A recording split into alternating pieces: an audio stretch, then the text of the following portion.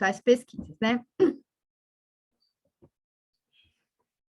Então, e depois a gente faz um intervalo, não, na verdade, a gente vai falar sobre as categorizações, né? Então, quando a gente faz um processamento de encerramento da pesquisa, né? E esse processo de análise, categorização, que a Amanda também vai trazer algumas questões sobre fazer isso de forma manual, fazer isso usando tecnologia, né? De uma forma mais informatizada, que pode facilitar a organização do material de vocês e também a análise, né, e a sistematização.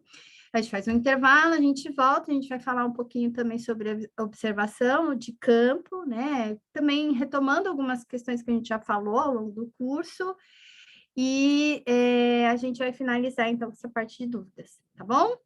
A gente tem uma semana para fazer tudo isso. Não, brincadeira. A gente vai fazer tudo hoje em 2 horas, hein? Então, bora lá.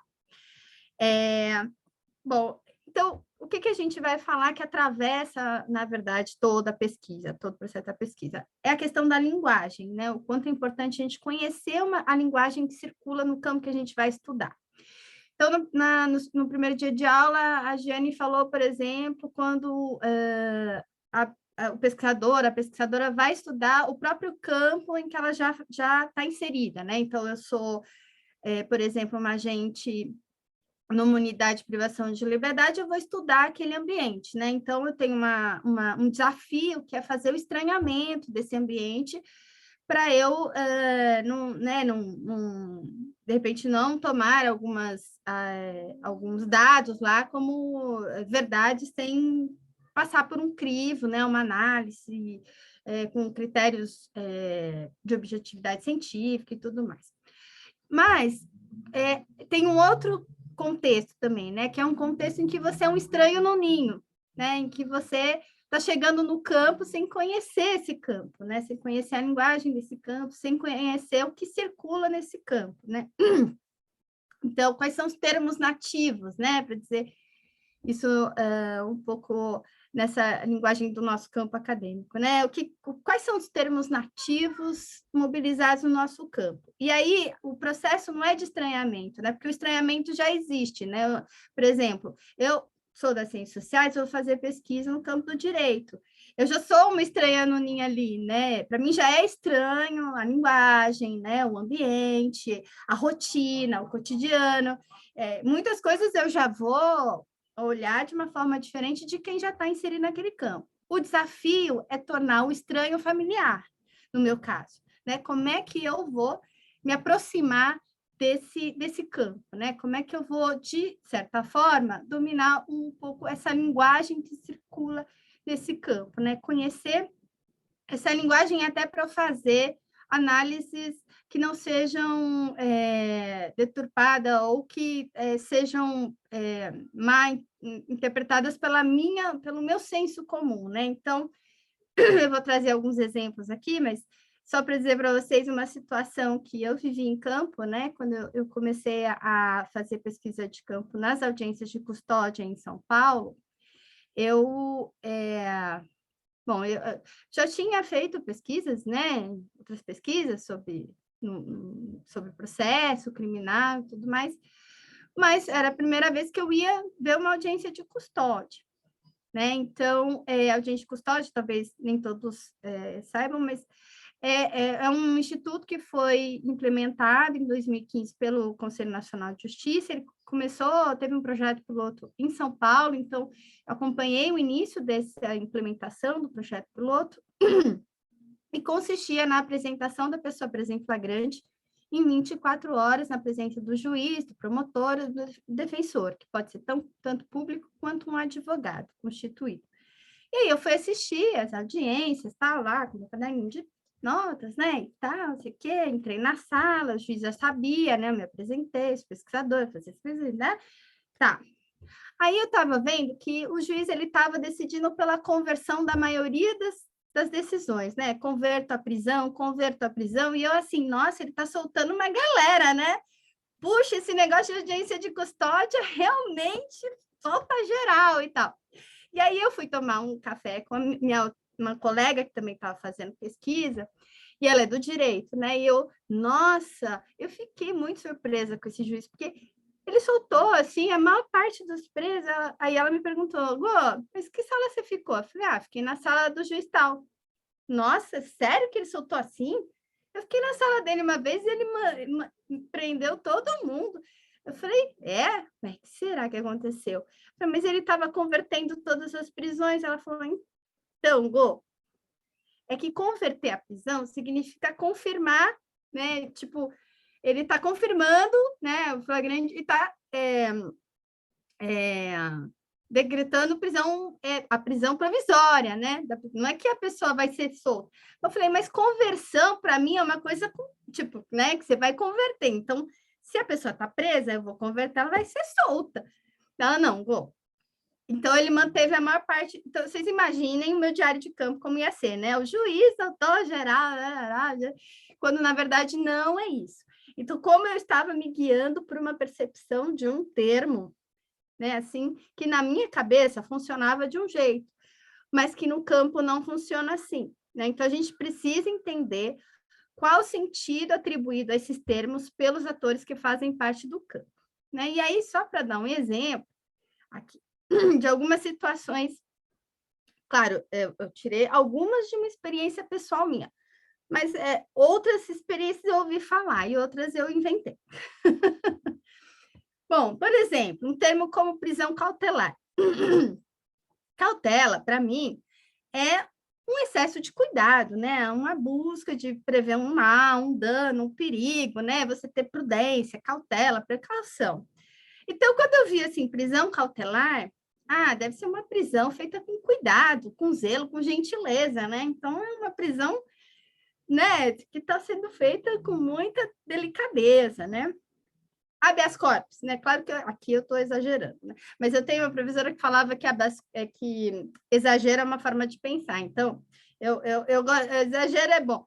Então, habeas corpus, gente, não é um iogurte que solta prisão de ventre, tá? Ele até solta pessoas, mas não prisão de ventre, né? Mas daria para se ter um iogurte, né, com esse nome. Vocês já imaginaram a propaganda? Ia ser fantástica, né? Um iogurte que solta prisão de ventre. Ia ser, não sei como nunca pensaram nisso. Eu já teria pensado. E aí você lê no processo, né? A ré causou dano. Para mim, ré é aquele negocinho, um trenzinho que tem ali na marcha, né? Mas aí você, né, tem que saber o que é ré, né? No processo. Autos da mesma forma, né? Aí você pensa, nossa, uma obsessão por carro, né? Que o judiciário tem. Por que chama aqueles documentos de autos, né? Para mim é um bando de carro, mas não é, né? Não é. Opa, peraí. Trânsito em julgado, gente. Poderia imaginar que é um juiz olhando a marginal Tietê, ou a marginal Pinheiros, né? Marginal trânsito em julgado, mas não é, gente, não é, tá? Vamos entender o que esse termo quer dizer, né? Cláusula pétrea, que eu forcei, tá? Cláusula pétrea, mas eu causei, assim, né? Só para exagerar, cláusula pétrea não é, né, uma cerveja que não provoca alteração. Cláusula pétrea é outro nome de cerveja que ia ser muito legal, apesar de já ter a Petra aí, né? Eu só tô... Mas a pessoa desavisada poderia achar que é a marca de uma cerveja, né? Então, e que não provoca alteração. Acho que dava até uma boa propaganda. E aí, olha só como que ia ficar o diário de campo da pessoa. Eu lá na audiência, a juíza decidiu pela prisão cautelar. Talvez tenha visto que o preso estava bastante preocupado e uma prisão muito repentina iria abalá-lo. Neste momento, o advogado disse, não se preocupe, vou entrar com habeas corpus para o relaxamento da prisão. Pensei, nossa, que iogurte poderoso. Em seguida, entrou uma moça e o promotor já começou falando. Consta nos autos que a ré causou danos irreparáveis à sociedade. Nossa, fiquei pensando como os automóveis são perigosos. Será que é isso que chamam de trânsito em julgado? No final, a juíza absolveu e disse para ela não se envolver mais em confusão. O advogado falou que se a acusação, né, o Ministério Público não recorresse, ela estava livre do processo. Você vai ser considerada inocente. Está na Constituição, é cláusula pétrea. Pensei, caramba, as empresas de cervejas não perdem tempo, tem propaganda até na Constituição Federal. Olha que diário maluco, né? Se eu não conhecer os termos, a gente pode fazer leituras completamente equivocadas sobre o nosso campo. Claro que aqui exagerei bastante, né, tal, mas é só para ficar bem assim marcado na vida de vocês, que a gente precisa entender. Então, se familiarizar, né, com a linguagem que circula no campo, para a gente poder fazer uma pesquisa o mais séria, o mais objetiva, o mais científica possível. Tá bom? Agora eu vou passar a parte da análise documental aqui para minha querida Amanda. É isso aí, Maria Gorete, senhoras e senhores. A rainha dos trocadilhos das ciências sociais do Brasil. Eu não vou conseguir ser tão engraçada quanto a Gorete, já peço minhas escusas, como já diria meu amigo Sérgio Moro. Mas vamos lá, vamos falar de análise documental, que é assim, um método de trabalho bastante útil e que costuma ser aí o nosso primeiro método, né, de pesquisa, tem razões para isso, e que mesmo que você não faça uma análise sistemática de documentos, muito provavelmente, se você está lidando com instituições judiciais, instituições de segurança pública, de restrição de liberdade, você vai querer ter acesso a algum documento, né, sobre o tema que você está tratando. Então, pode passar, Lu. O que são, né, os documentos? A gente trouxe uma definição bem formal, que diz que os documentos são artefatos que oferecem discursos e representações de uma determinada instituição, mesmo que limitados e recortados por um formato burocrático determinado. Eu falei que era um pouco uma definição mais formal, porque muitas vezes a gente usa outros tipos de documento, né? Não necessariamente documentos, por exemplo, burocráticos, documentos institucionais, né, produzidos ali por órgãos da estrutura do Estado, mas a gente pode usar, por exemplo, cartas, a gente pode usar, inclusive, outros tipos de texto como documentos, né? O que vai diferenciar aquele texto enquanto, né, um texto sozinho é que tipo de informação você vai extrair, né? O cuidado que você vai ter, né? O tipo de extração das informações que você vai ter, que vai diferenciar o teu tratamento daquilo enquanto um texto, enquanto uma referência bibliográfica, por exemplo, enquanto fonte, né? Documentos são fontes para a gente, elas não são definidoras do nosso referencial teórico, não são definidoras do nosso referencial metodológico, né? Os documentos, eles são fontes de informação sobre aquele tema que a gente está buscando, está pesquisando, está interessado, porque às vezes é isso, né? Os documentos, a análise documental, ela entra num momento bastante exploratório da pesquisa, quero saber o que existe, quero saber as lacunas, quero conhecer a instituição, quero conhecer a pessoa, então eu vou recolhendo documentos sobre o tema. Pode passar, por favor. Então, eu vou falar um pouco dos documentos, falando da minha experiência de pesquisa, e aí eu trouxe para vocês um print de um documento que eu obtive no Arquivo Nacional. É muito comum que quem faz uma análise sistemática de documentos procure arquivos, porque os arquivos são instituições, nesse caso, uma instituição de governo, que tem, né, ali guardados uma série de documentos produzidos pelo Estado, né? Às vezes tem documentos de pessoais, né, privados também, tem arquivos privados também, e a ideia do arquivo é sistematizar, então quer dizer, organizar esses documentos para facilitar a sua busca, né? Entre outras questões, mas é um instrumento de você resguardar a memória institucional, né? De você manter ali o registro daquela instituição, daquela pessoa, daquela vida, enfim. Então, a gente tem, e aí, para fazer pesquisa no Arquivo Nacional, no caso, eu estava fazendo pesquisa no Arquivo Nacional do Rio de Janeiro, que é onde fica a sede do Arquivo Nacional. Então, você tem que fazer uma carteirinha, eu botei o print da carteirinha, E aí, essa época que eu fui foi em 2016, então não sei exatamente o procedimento que tá para fazer pesquisa no Arquivo Nacional hoje, mas normalmente é isso, você chega lá, faz a carteirinha, você reserva um horário, a depender do documento, tem documentos que são mais raros, tem documentos que exigem um trabalho de manuseio, que aí não vai ser você que vai pegar, e tem documentos que estão digitalizados, né?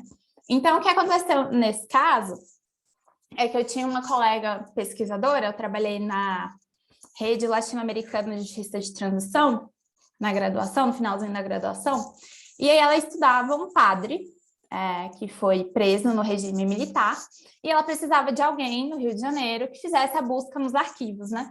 E ela entrou em contato comigo, a gente combinou aí um valor, assim, uma diária para eu ir lá no Arquivo Nacional e tirar as fotos para ela, porque no Arquivo Nacional nem tudo está digitalizado. E aí tem algumas coisas que, apesar de estarem digitalizadas, vocês estão vendo fotos que eu tirei com o celular, elas só são acessíveis no Arquivo Nacional, você tem que ir lá, tem jeito. Então, também é uma coisa a se pensar se você quer fazer análise documental. Eu preciso ir no arquivo? Ou eu tenho uma pessoa muito confiável para ir no arquivo para mim? Porque é isso, às vezes você passa as referências, a pessoa fica com preguiça de procurar, porque, pô, acho que, sem sacanagem, acho que esse negócio que eu fiz para ela foram uns 3 dias, então tem, assim, umas 300 páginas de coisa fácil. E a gente revisou para ver se não tinha faltado, então retornei também para tirar as fotos das páginas faltantes, porque você perde, é muito normal. Então tem que ser uma pessoa confiável, né? Se for outra pessoa que faça isso, se for você, aí você tem que confiar em você, porque é uma questão de autoestima também. E aí, enfim, no caso do site do Arquivo Nacional, você coloca uma palavra-chave e ele já vai retornar para você quais são os documentos que fazem referência àquela palavra-chave. Então, nesse caso, não sei se vocês veem, logo abaixo do confidencial tem um número de protocolo aí, né? O número não, as letrinhas em número, tem BR, AN, RIO, TT. Todas essas indicações foram formas de organização do Arquivo Nacional para esse documento. Quer dizer o quê? Que é um documento feito no Brasil, está arquivado no Arquivo Nacional do Rio de Janeiro, é um documento textual, e aí tem os números de protocolo. Nesse documento, ele é super interessante, aí eu trouxe logo o exemplo para a gente ter várias informações sobre um documento só, porque a gente vê que ele era muito provavelmente protocolado de outra maneira no seu órgão inicial, né?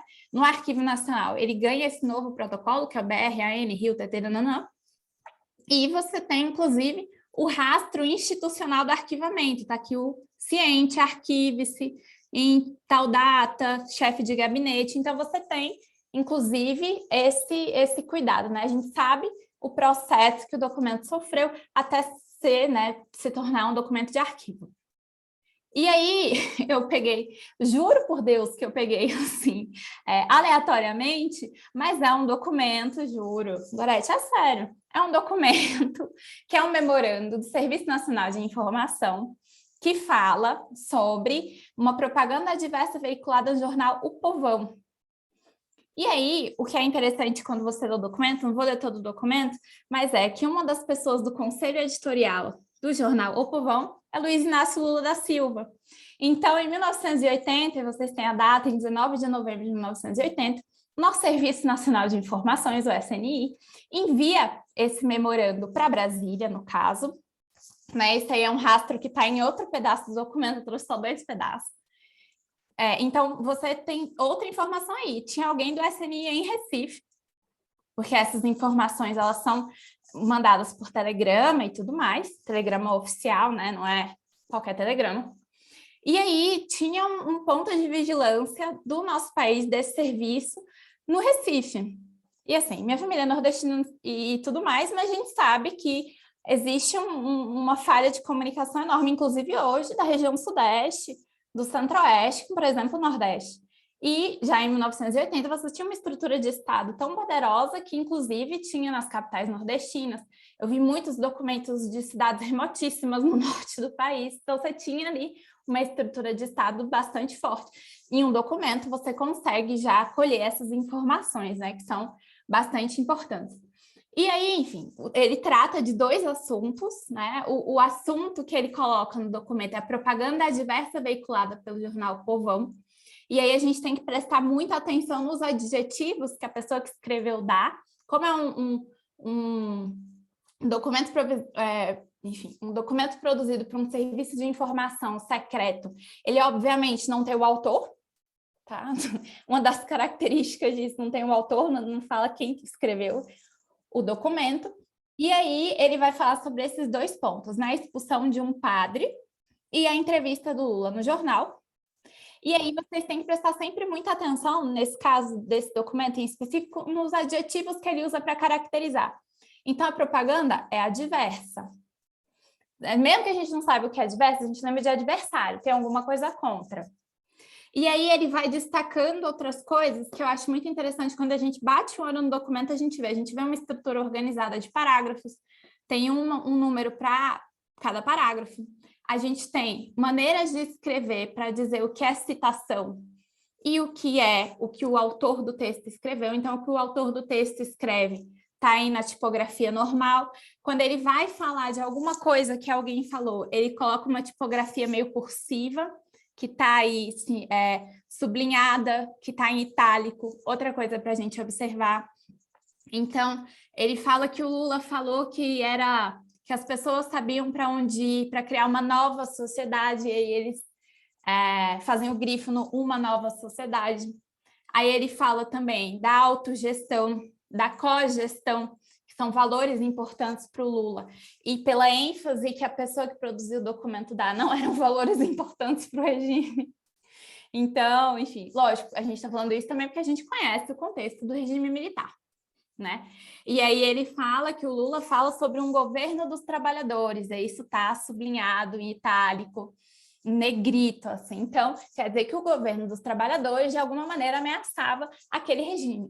Então, em um documento, a gente conseguiu descobrir vários pontos de preocupação de um regime que, mesmo que a gente não conhecesse, a gente saberia essas coisas de preocupação.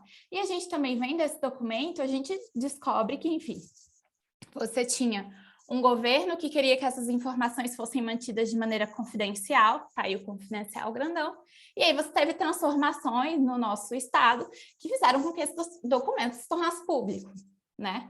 Então, apesar disso, tem que ir lá no Arquivo Nacional acessar, não é, né? Rapidinho assim. Mas, mesmo assim, você já tem aí vários rastros históricos, né, de evolução histórica do passar do tempo em um documento só. Né? Então, a ideia da análise documental é justamente isso, você conseguir, vendo um documento, o máximo de informações, mesmo quando você não lê ele inteiro, né? Pode passar. E aí, eu vou falar um pouco das vantagens e das desvantagens da análise documental. A primeira vantagem, disparada, é a questão do acesso. Apesar dos pesares, dos últimos anos no Brasil, o acesso a documentos institucionais neste país é muito fácil, por incrível que pareça.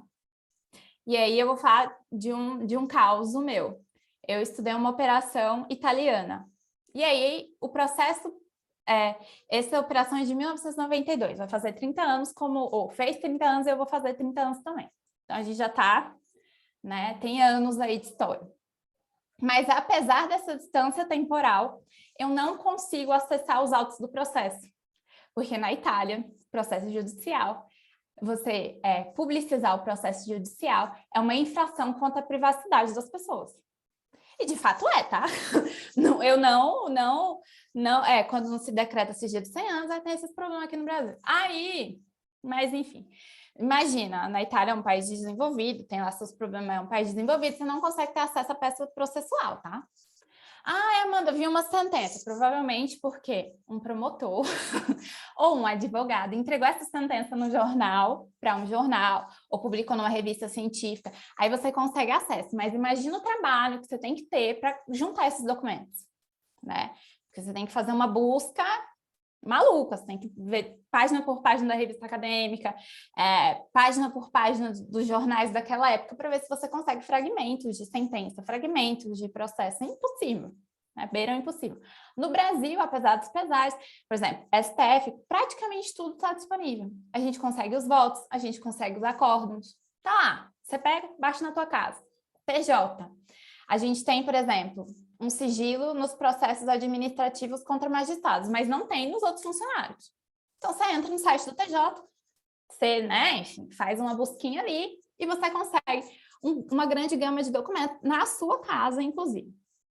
Os arquivos, tem essa coisa, você tem que ir lá em alguns, mas, em suma, é bastante fácil, né? O problema é, claro, que envolve um processo burocrático, normalmente. Então, tem arquivos que são mais restritos.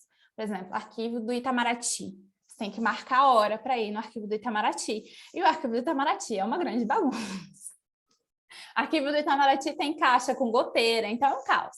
Então, é do teu esforço ir lá, pegar uns fungos enquanto você vai mexendo. Mas tem arquivos que são ultra organizados. Arquivo Nacional é super organizado. Então, tem esse custo do processo burocrático, porque vai ter um dia que tem funcionário que não quer que você mexa nos arquivos, vai ter funcionário que vai te ajudar, vai ter funcionário que vai ver que é ridículo a regra de só poder pegar a cópia do arquivo na xerox do arquivo. Vai falar, não, tira a foto aí, eu não vou ver não, entendeu? Então, envolve um processo burocrático e também a acessibilidade ali do funcionário, mas, apesar de tudo, dos sigilos e tudo mais, ainda no Brasil a gente consegue uma gama enorme de documentos institucionais na internet, na sua casa. Então, por isso que é muito comum que as pesquisas, né, em ciências sociais e tal comecem a partir dos documentos públicos disponíveis. A outra coisa interessante dos documentos é que eles oferecem uma perspectiva bastante diferenciada, né? Eles estão falando daquele assunto naquele momento em que ele foi produzido. Então, muito provavelmente, se a gente pegar um documento sobre política externa, muito provavelmente não. Com toda certeza do mundo, se você pegar um documento sobre política externa no governo Lula, vai ser brutalmente diferente de política externa, às vezes no mesmo tema, sabe, sobre fome. Brutalmente diferente do governo Bolsonaro. Porque você vai conseguir distinguir, a partir da leitura, uma série de mudanças nas políticas, uma série de mudanças nos programas que são apoiados, né? Então, ele tem essa perspectiva bastante diferenciada, né? E quando você pega uma gama grande de documentos produzidos em anos diferentes, gestões diferentes, você consegue notar essas diferenças e também as semelhanças, né? Entre uma coisa e outra. E a outra coisa interessante dos documentos é que justamente, né, um pouco como as entrevistas, um pouco como a etnografia, todos os métodos, ele também vai silenciar sobre algumas coisas, né? Às vezes, se você procurar documentos do Itamaraty hoje, nenhum fala sobre fome, por exemplo. Então, isso é um indicativo, e isso é um dado de pesquisa, de que não existe preocupação do nosso órgão de política externa com a fome. Eu não sei, tá, gente? Estou chutando aqui com uma inspiração, mas não sei, não estou vendo esses documentos hoje, mas muito provavelmente tem pouca coisa sobre fome, que era uma coisa muito frequente há um tempo atrás, tá? Quando eu estagiei lá no Itamaraty, que a gente tinha muita cooperação com países da África, com países da Ásia, sobre a questão da fome, enfim. Então, esses silêncios, o que não está no documento, se o documento é sigiloso ou não, né? Nesse caso dos documentos da ditadura militar, que hoje a gente consegue acessar os documentos confidenciais. Inclusive, a gente consegue acessar bastante documento produzido pelas Forças Armadas mesmo, assim. Tem uma riqueza muito grande, tanto no Arquivo Nacional, quanto no Arquivo do Distrito Federal também.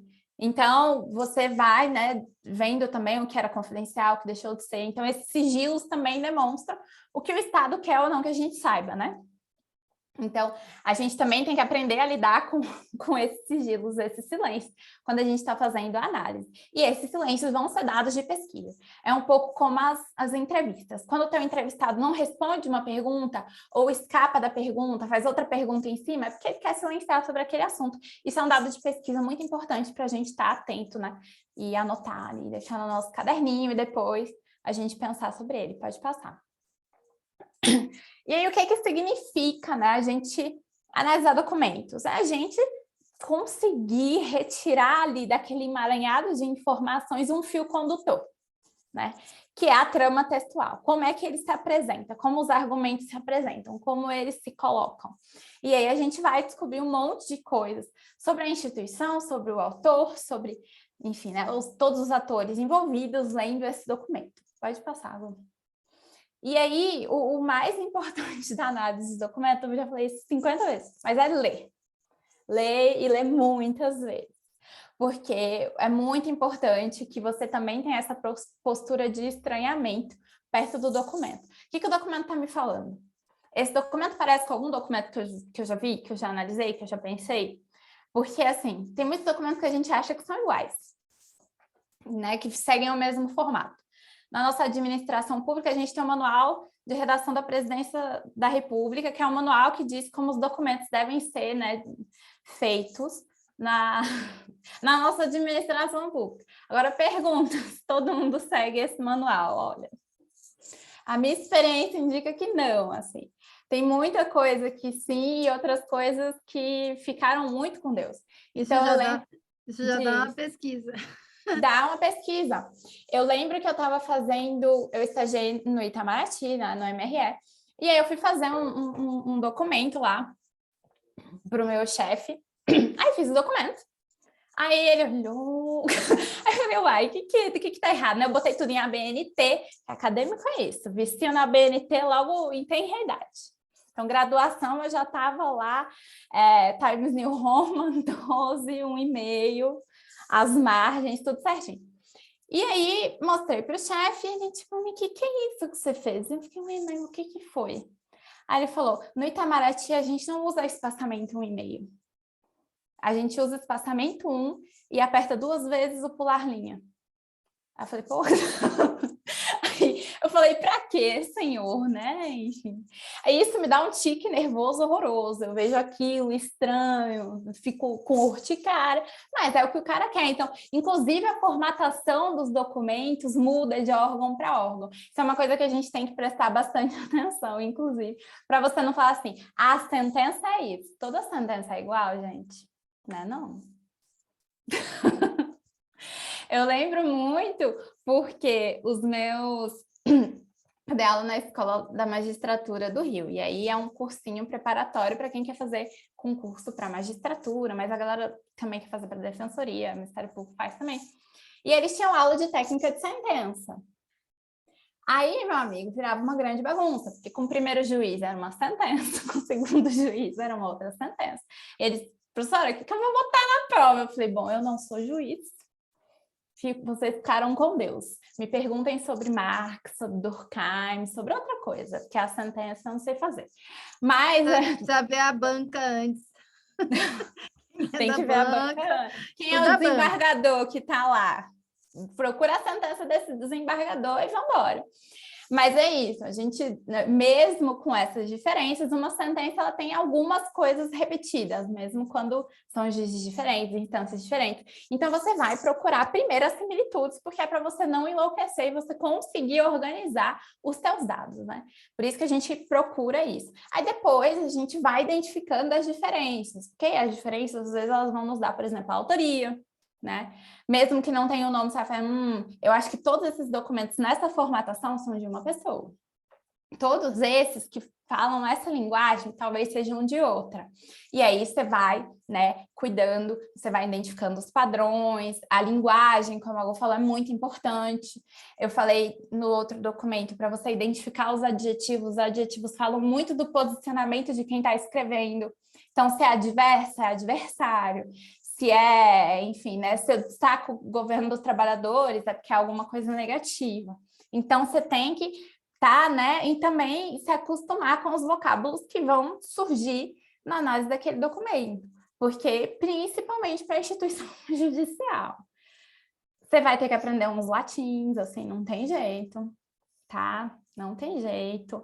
Habeas data, habeas documento, habeas não sei o quê. Então, vai ter que aprender, não tem jeito. E você vai ter que aprender alguns institutos do processo, né? O que é colaboração premiada, o que é nulidade do fato, o que é... Você vai ter que aprender, não tem jeito. Faz parte do contato que você vai ter com os documentos. Pode passar. E aí, como eu falei antes, você vai optar por uma análise documental pensando especialmente no acesso aos dados. Então, quando você for fazer, foi o que a gente já falou para todos os outros métodos. Qual que é a acessibilidade desses dados? Esses dados são públicos? Fechou. Que maravilha.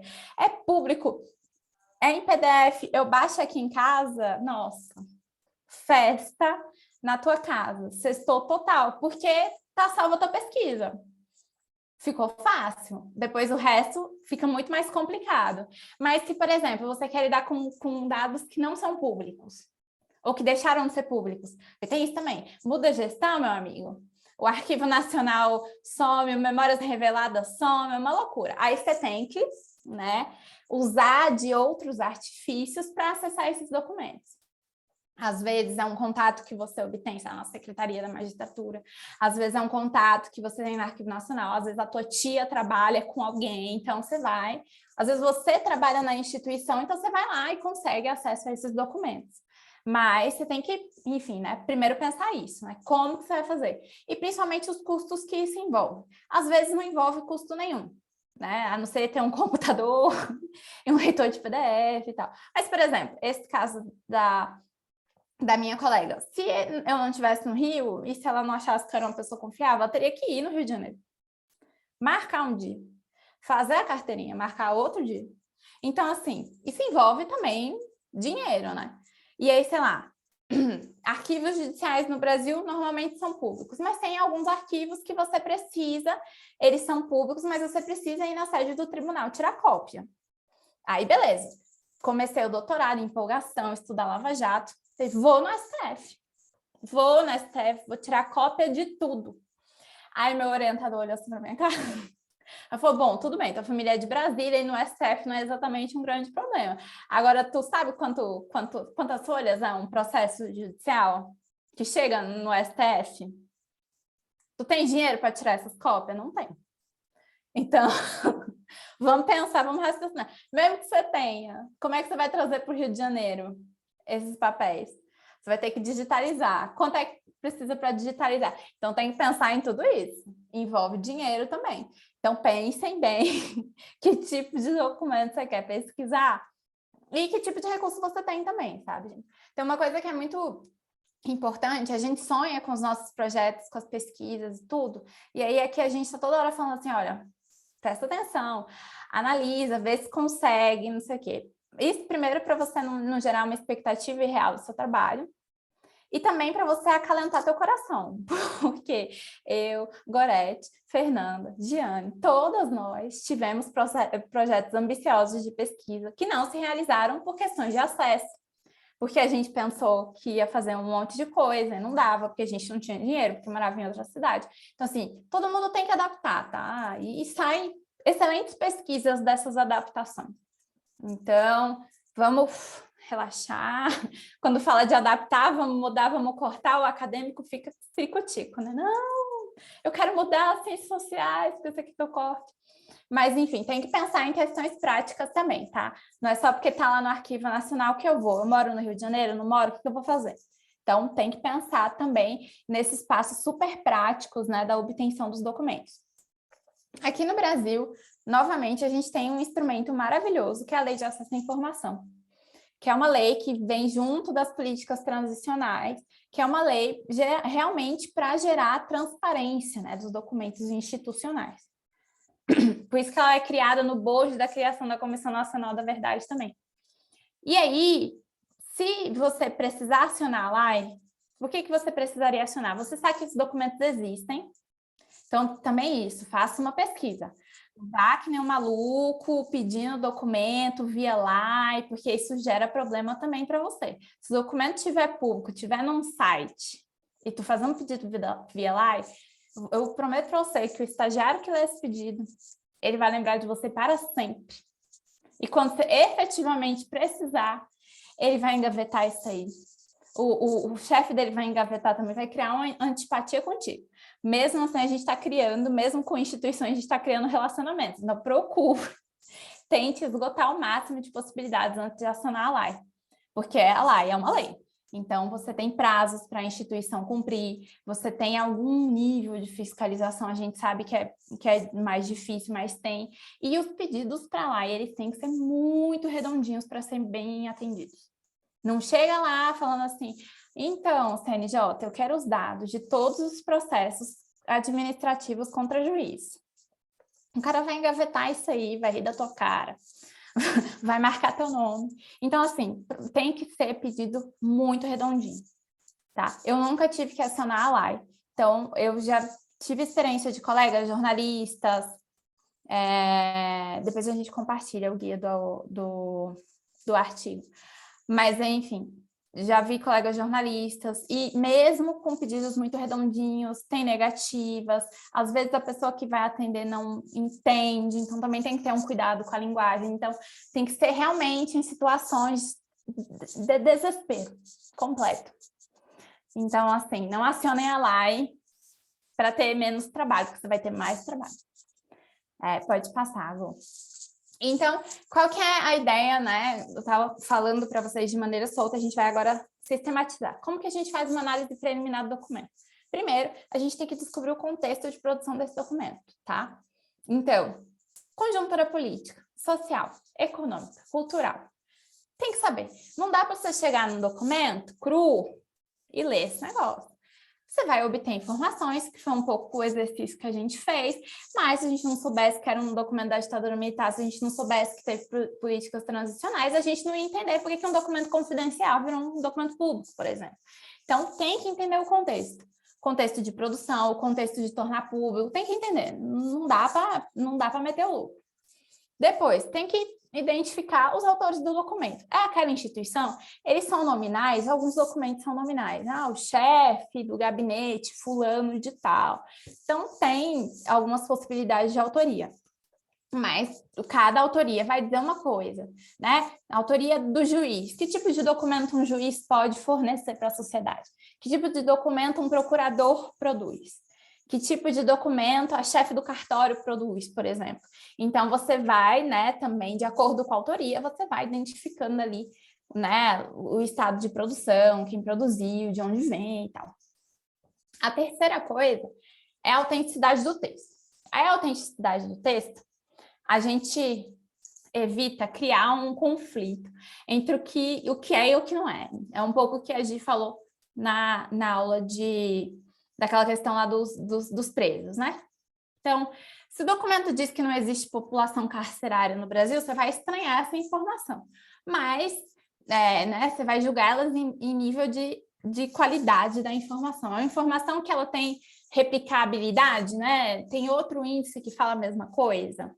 Ou ela é uma avaliação que aí, se é uma avaliação dessa, você vai falar, bom, acho que essa pessoa não está muito preocupada com encarceramento. Então, tudo isso você vai analisando ali, lendo o documento. Mas, sendo um documento, por exemplo, você teve de uma fonte oficial, você baixou no site oficial, muito provavelmente ele é autêntico.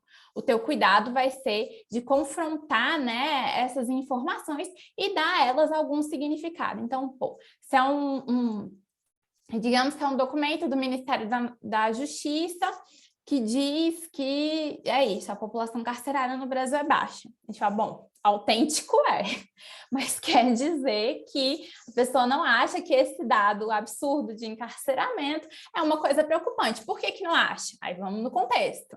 E isso tudo vai fazer parte das tuas informações do teu trabalho. Você vai escrevendo, pega o seu diarinho de campo dos documentos e vai escrevendo. Percebi que a galera ignora esse dado, ou tem uma fonte diferente, ou usa isso, ou usa aquilo. Sabe? Eu lembro do negócio da Anvisa para aprovação de vacina. Ninguém falava dos dados do governo federal.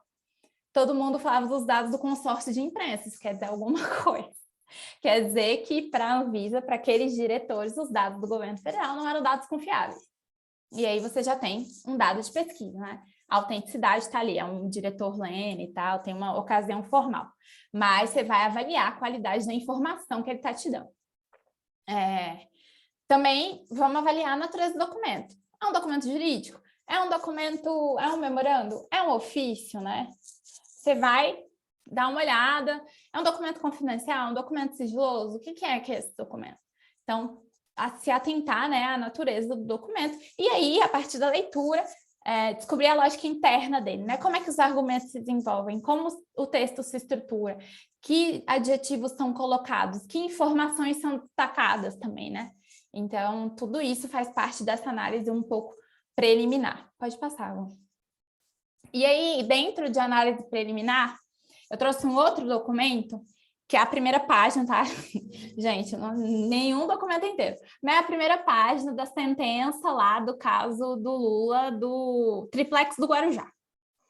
Então, numa análise muito preliminar dessa sentença, a gente já obtém uma pancada de informações. Qual é o tipo de documento? Está escrito aqui, sentença.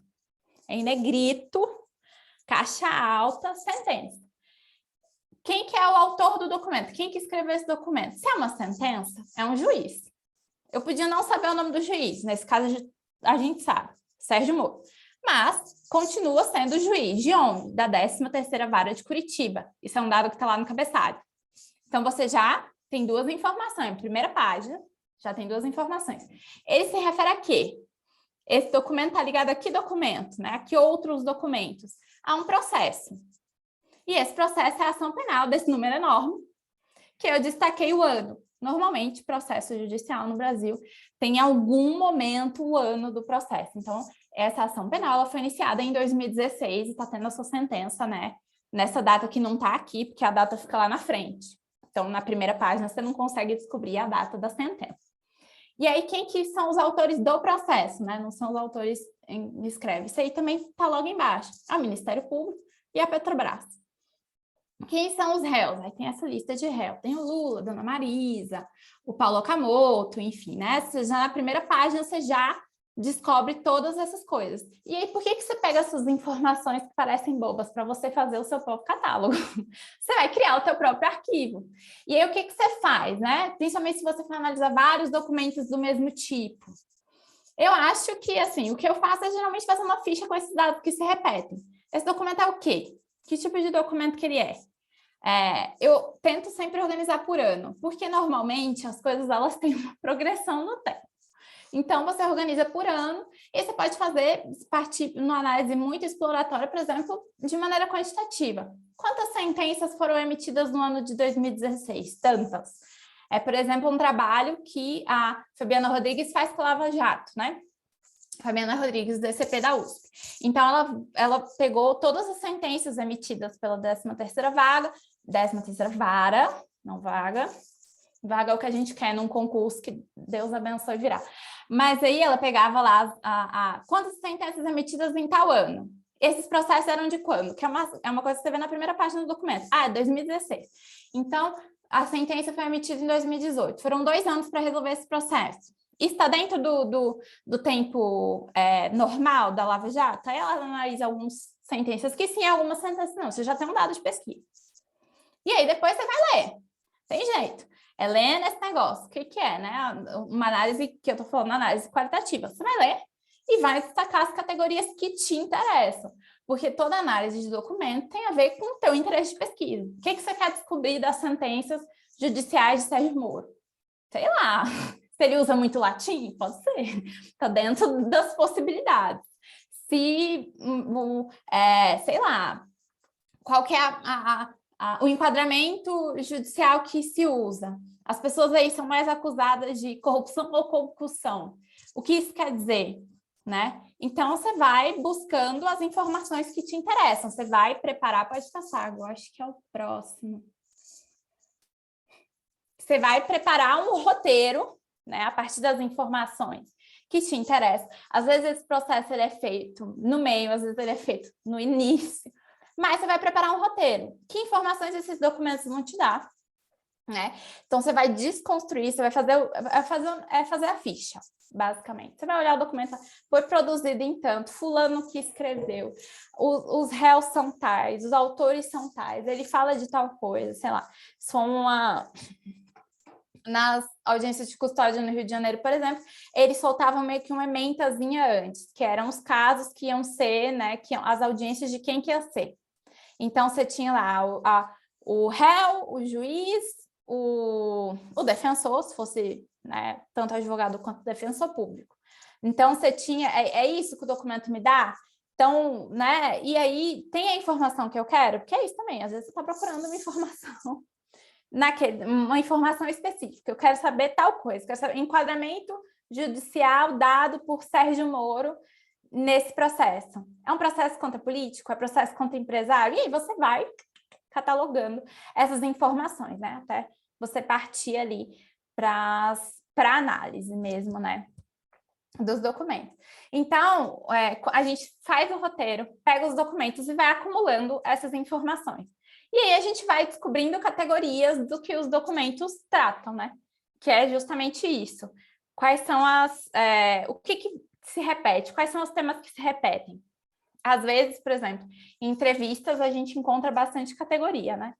É sobre trajetória. Ou então, sei lá, a Comissão da Verdade está ligada a um esclarecimento histórico. Então, a gente vai fichando, vai catalogando tudo que qualquer um dos entrevistados falou que pareça que esteja dentro desse tema. Posicionamento sobre o MP, sei lá. Posicionamento sobre tal coisa. Então, você vai enchendo ali o teu carrinho e colocando, né? Eu faço de um jeito absolutamente rudimentar, tá, gente? Eu leio o troço, aí faço um comentário do Word. Produtividade é igual a ser juiz industrial, é isso.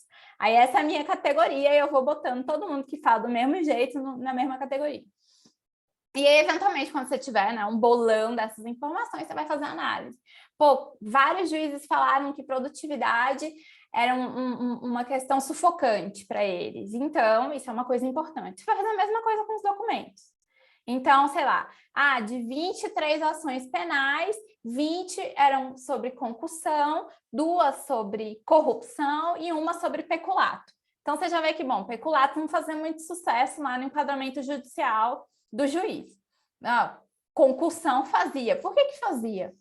Então, você vai, né, ali esmiuçando essas informações para você fazer tua análise, né, que vai falar sobre as representações que aquela instituição, que aquela pessoa, que aquele órgão, enfim, tem da realidade. Pode passar, Gô. E aí, agora, a gente vai falar um pouco, justamente, né, vou falar um pouco aqui sobre a produção e a análise dos dados. O que acontece? Enfim, a gente... Diga, Gô. Você acha que a gente pode dar uma paradinha agora e depois retoma? Pode ser. Porque daí, pode ser. Né? Acho que pode... Agora acho que são 8h30, aí a gente volta umas 8h40. Fechou. Não, pode ser. Aí... Eu ia perguntar, eu já estava... Mas vamos... aí a gente volta às 8h40, aí você retoma. Tranquilo, ponto. Tá ótimo. Então é isso, gente. 8h40, pontualmente, a gente volta para a gente também responder as dúvidas, beleza? Vamos embora. Produção e análise de dados. Boa noite a todos, né? Gravação do café. Boa noite a todos. Vamos voltar aqui e falar de produção e análise de dados. Mas qual que é a ideia agora? Vamos pensar aqui. A gente já fez as entrevistas. A gente já revirou os nossos arquivos, a gente fez nossa observação, a gente fez um monte de coisa. Já observou, já viu, não sei o que, não. O que a gente faz com esse monte de coisa agora? A gente vai analisar, né? Você vai analisar. Você produziu um monte de dados, tá? Fazer entrevista é produzir dados, fazer análise documental é produzir dados, fazer observação participativa, etnografia é produzir dados. E aí você vai ter que fazer alguma coisa com esses dados, né? E aí a gente entra num conceito que, inclusive, é uma dúvida do Alisson, e aí eu falo um pouquinho, o Gô fala um pouquinho sobre a questão da saturação, né? Quando é o momento de finalizar a coleta de dados? Muitas vezes, esse momento vai ser um momento que tu tem que escrever, tá ligado? Tem um prazo, tá chegando aquela hora, a defesa vai vir, vai te atropelar, isso aí tem que parar. Saturou porque o prazo chegou, né? Às vezes você nem tem todos esses dados. A ideia é sempre a gente se organizar o melhor possível para ter a maior quantidade de dados para poder fazer a análise. Nem sempre isso é possível. Muitas vezes a gente é atropelado, né, por essa organização dos cronogramas que a nossa pós-graduação tem. Então, às vezes, a saturação é uma coisa que a gente fala, então, saturou, achei muita coisa, mas, na verdade, é que você tinha que escrever, e a gente teve que escrever um texto bonito para isso. Mas, normalmente, conceitualmente, a saturação é quando você chega num limite em que você não consegue obter novas informações. Quer dizer, por exemplo, você está fazendo entrevistas, e aí você já entrevistou 10... por exemplo, pessoas privadas de liberdade, elas sempre relatam as mesmas coisas, são sempre os mesmos temas. E aí, às vezes, você não tem tempo para às vezes também junta, né, o fator tempo, mas você está repetindo as entrevistas, está repetindo as informações, está pegando atores diferentes e essas informações estão se repetindo, então está saturando, né? E aí a gente tem que ter ali algum nível de jogo de cintura para saber se saturou ou não. Geralmente é quando isso está ficando muito repetitivo. Você não está conseguindo novas informações, não estão te dando novas possibilidades de análise, saturou. Isso vai depender, é claro, de outros fatores. Então, eu e o Gol estávamos conversando sobre a questão da saturação, que a Alisson mandou para a gente por e-mail. Então, depende também muito do teu objetivo de pesquisa, dos teus recursos de pesquisa. Eu pensei em 2 exemplos. Pensei na minha pesquisa de mestrado. Não sou excêntrica, não, gente, mas é porque a minha história é a que eu mais conheço, então é mais fácil para mim falar dela. Então, enfim, no mestrado, eu estudava uma comissão da verdade de uma universidade, da UNB, que eu escolhi porque era em Brasília, então eu ia para casa dos meus pais, entrevistavam alguém, entendeu? Então, juntava o útil ao agradável, muito bom. E aí, a comissão, ela tinha 12 comissionados. Vocês vão combinar que é um número pequeno. É factível pensar que eu conseguiria fazer as entrevistas com 12 comissionados. É um grupo pequeno, normalmente é um grupo que se dá bem, porque é pequeno também, né? E aí, porque, enfim, eles eram nomeados pelo reitor, então tinha umas relações pessoais colocadas ali. Então, eu falei com o meu orientador, vou entrevistar todo mundo. Então, meu objetivo era entrevistar todo mundo. Porque era um grupo pequeno, isso era factível, eu tinha recursos para isso. Estou brincando desse negócio de visitar os meus pais, mas era justamente isso. Naquela época, era possível comprar passagens do Rio de Janeiro para Brasília, tipo, 100 e pouco, R$200. Então, eu conseguia ir um dia antes, porque a gente já não tinha aula na sexta-feira, eu marcava com um comissionado fazer a entrevista. Algumas vezes fazia 2, 3 entrevistas num dia, a depender da agenda dos comissionados, porque são eles que determinavam, né, quando que era, onde que era, eu sempre deixava isso muito livre. Mas mesmo assim, mesmo sendo um número pequeno, eu não consegui entrevistar todo mundo. Entrevistei 8. Ficaram 4 de fora, um porque nunca me respondeu, o outro nunca tinha agenda, o outro era o reitor, então, assim, ficou com Deus, não tinha como. E aí, enfim, né, lógico, já tinha saturado, porque as informações eram realmente muito parecidas, é um grupo pequeno, é uma entrevista muito específica, mas o meu objetivo era entrevistar todo mundo. Então, enfim, por ser um grupo pequeno, então você pode fazer esse tipo de balanço. Vamos lá. Outra pesquisa que eu pensei, pesquisa de História Oral do Supremo. Não sei se vocês conhecem uma pesquisa que foi desenvolvida, acho que ainda tem ali uns remanescentes na FGV, que é uma pesquisa de história oral. Se alguém tiver da história, por favor, não me xingue para eu falar uma coisa muito simplificada do que é história oral, mas é basicamente você contar a história, neste caso, de uma instituição, a partir dos relatos das pessoas que faziam parte dessa instituição. Então, o objetivo, isso aí ia saturar quando se entrevistasse todo mundo. Mas todos os ex-ministros do Supremo e os ministros em exercício, tanto que o projeto continua. Só que você tem que ter produtos também, né? Pesquisa. Não dá para você ficar esperando, vou entrevistar os 50 lá. Então, quando chegou num determinado número que eles estavam vendo que as informações estavam já parecidas, e como era um projeto institucional longo, aí eles começaram a fazer as publicações. Então, não precisou chegar no nível de saturação, porque também o objeto era muito específico, né? Eles queriam fazer a história inteira. E aí, lógico, não dava para entrevistar todo mundo, porque alguns ministros faleceram. Teve um ministro que foi entrevistado e faleceu no meio do caminho. Então, não pode ser publicada. Então, você tem essas nuances também na saturação, né? Tem a ver com também você entender o teu campo, entender quem que você, tanto nas entrevistas quanto nas análises documentais, né? Qual que é o corpus de coisas disponível, mas não tem um número. Infelizmente, não tem um número. E aí, quando, por exemplo, a gente está falando de grandes populações, tá? Sei lá, população carcerária no Brasil, a gente já sabe que não vai entrevistar todo mundo. Então, o que normalmente a gente faz em ciências sociais é, entrevistei 12 pessoas, entrevistei 13 pessoas. Então, a gente vai lá e aí fala, olha, essas conclusões, elas não são generalizáveis, não são universalizáveis, porque eu sei que eu peguei um número muito pequeno. E aí você vai, logicamente, falar assim, olha, a população é tanto, eu entrevistei 13, eu sei que é insuficiente.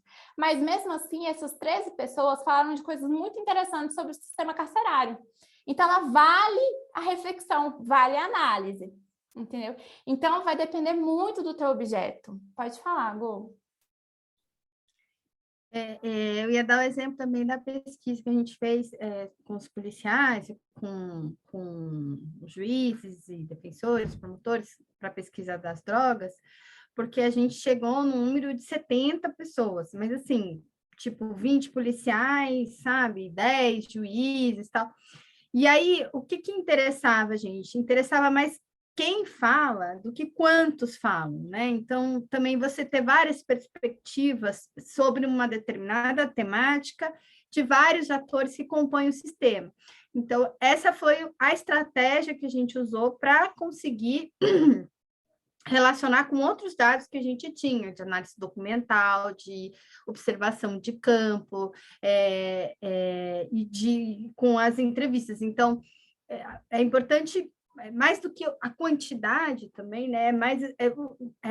As percepções que esses atores estão trazendo sobre aquele campo, né? Porque é a perspectiva que é diferente, né? Essa pergunta, ela não é com relação a uma representatividade daquele objeto, mas sobre percepções dos atores com relação àquele objeto, né? Então, essa é uma diferença importante também, né? O que você está buscando e o quanto aquela entrevista ela vai trazer outros elementos que, por exemplo, um survey não vai trazer, né? Em nível de qualidade de informação e de percepção dos atores. Por mais que um survey também tente acessar a percepção das pessoas, da população, da comunidade sobre determinado serviço, sobre determinada instituição, sobre determinado tema, ela tem um objetivo representativo e tudo mais. Agora, numa pesquisa qualitativa, né, de uma entrevista semi-estruturada e tal, a perspectiva muda, né? Você quer aprofundar a percepção dessas pessoas com relação àquela temática. Inclusive, a gente fala de entrevista porque a entrevista geralmente que traz muito essa ideia da saturação. Mas aí, por exemplo, você escolhe só uma pessoa. Você quer fazer ali, de repente, uma história, alguma coisa, trajetória de uma pessoa só. Inclusive, esse número de entrevistas, né, satura a partir do momento que você não acha mais informações novas, a partir do momento que você não tem dúvidas, né? Então, depende muito do teu desenho de pesquisa. Então, você vai ter que ter, que é esse segundo fator, é subjetividade, tá? Não tem um manualzinho, não tem um número certinho. É muito diferente de análise estatística, que a amostra tem que ser representativa, tem que ter significância estatística e tudo mais. É muito diferente. Isso vai ter uma sensibilidade muito grande de você, porque é isso, né? O momento da análise, ele também vai depender bastante da tua posição teórica, do que você quer achar a partir daquelas informações, né? E aí tudo isso envolve, inclusive, a adequação ao teu projeto de pesquisa, né? Às vezes você vai com um projeto, isso acontece todos os dias. Você vai com um projeto, você faz essas entrevistas, você tinha um projeto, uma pergunta que ninguém respondeu. E aí? O que você faz? Você vai ver o que as pessoas falaram. Se as pessoas não falaram daquele assunto, isso já é um dado de pesquisa bastante importante, mas você vai ver o que elas falaram também, quais são as representações que elas deram. Você vai falar dos documentos, é a coisa lá do silêncio. Todo mundo se calou sobre isso aqui, tá? Então, já que todo mundo se calou, vou falar dessas outras coisas. E por que elas se articulam, né? Por que elas estão ali articuladas uma com a outra? Pode passar, Gô.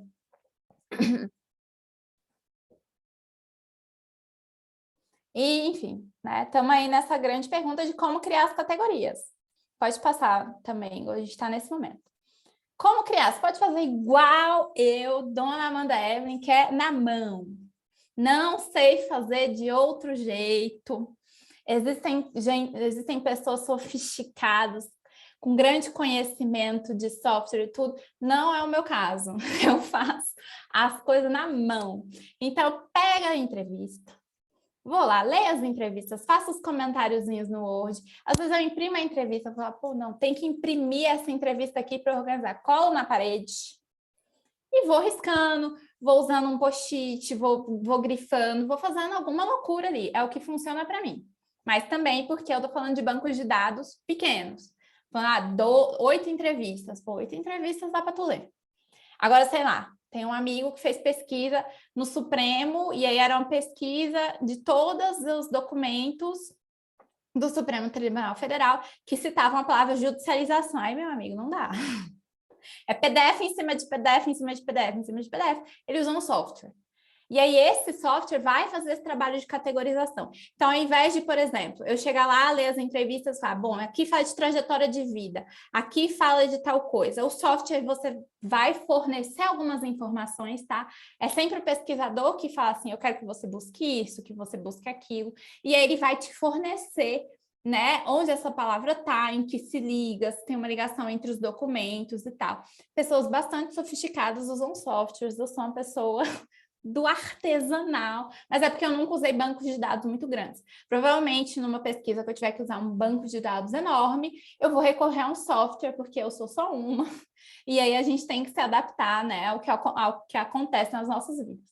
E aí, a gente tem várias opções de software, tá? O mais comum para análise de dados qualitativos é o NVivo, que é um software que, infelizmente, pago, tá? E aí, enfim, você tem que pagar uma assinatura, é em dólar, tem toda essa complicação, mas é um software bastante poderoso, porque ele faz a busca das palavras, ele faz, inclusive, busca não só em PDF, mas ele faz busca em vídeo, ele faz busca em áudio. Então, assim, para quem tem um volume de dados enorme em vídeo, é uma mão na roda. Mas aí é isso, né? Bancos de dados maiores vão te exigir também para você catalogar, porque esses softwares, eles facilitam bastante a catalogação dos seus dados, né? Então, busca também. A gente tem o MaxQDA, tem o Atlas TI, mas, enfim, eu não uso nenhum desses softwares. A gente vai mostrar um pouco para vocês o que eles um pouco, né, se colocam, mas é sempre muito importante isso. Ele até categoriza, tá? Até categoriza. Mas você vai confiar? Você tem que ver o Westworld, tem que saber que máquinas, robôs e essas imitações assim da vida orgânica, elas não são perfeitas, né? Tem que ver 2001 Odisseia no Espaço, ficar com medo lá do computador. E aí você sabe que não é 100% confiável, né? Todos esses softwares não têm um nível de falha, a gente também tem um nível de falha, mas pelo contato a gente está um pouco mais atento, né? O software não, ele faz uma questão mais automatizada, não que esses softwares não aprendam, né? Enfim. Mas é basicamente isso. O que o software faz? Ele lê o documento, ele faz busca por palavras, busca por expressões, né? E tenta realizar ligações. Pode passar para o próximo, eu acho que é o da tela. Enfim, esse aí é o NVivo da Fê, que muito gentilmente nos cedeu aqui o print, né, dos dados dela. Então, você vê que é um software que é bastante organizado. Então, tem aqui os dados, todos os dados. E aí tem dois arquivos fundamentais aqui no canto esquerdo, né? Os diários de campo e as entrevistas. Então, ela arquivou tudo o que ela tinha de diário de campo e as entrevistas no NVivo. E aí, por exemplo, quando ela abre lá uma entrevista, vai mostrar todos esses... ela já fez a categorização, então ela botou lá, isso aqui refere à trajetória, isso aqui refere a outra coisa. Então, ele vai juntando todas as informações, né? Ele faz a catalogação. Então, ela teve que identificar em que parte se falava de trajetória de vida, e aí ele vai catalogando o resto. Então, às vezes, o NVivo faz isso, que é você pega uma entrevista e aí você faz as categorias. Ah, isso aqui é trajetória, isso aqui é redução de danos, isso aqui é, sei lá, falo sobre consumo de drogas. E aí ele aprende as palavras que estão relacionadas àquele assunto e aí ele busca nos novos documentos palavras relacionadas. Aí ele vai juntar todo mundo. Então, assim, é maravilhoso, mas você tem que conferir depois. Porque às vezes ele, né, drogas tem outra coisa e ele bota que é droga também. Então, você tem que conferir, né? Mas é uma maravilha porque tá tudo aí. E é facílimo de achar. Eu tô lá nos post-it, às vezes a caneta não acabou, aí eu botei roxo, uma categoria que era verde, já me perdi. Isso aqui não, tá organizadinho, tá bonitinho, tá catalogado. Pode passar, Gô. E aí é isso, vocês estão vendo? Tem, inclusive, Esse aqui é do MaxQDA, né? Já é uma outra plataforma, já é uma outra visualização. São basicamente os mesmos dados da anterior, mas aí ele já faz uma apresentação diferente, né? As categorias estão aqui embaixo. Pode passar, Gu. E aí o NVivo, por exemplo, esse tudo do NVivo, ele também faz nuvem de palavras, quais são as palavras mais citadas dentro daquela categoria que você já colocou. Então, ele vai rastreando e pode formar aí, que é bem legal para você demonstrar, botar num artigo, né? Pode passar.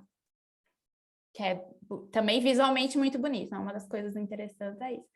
E aí, como eu falei, você consegue buscar palavras dentro dos seus documentos. Nesse caso aí, era uma busca de cocaína ou maconha.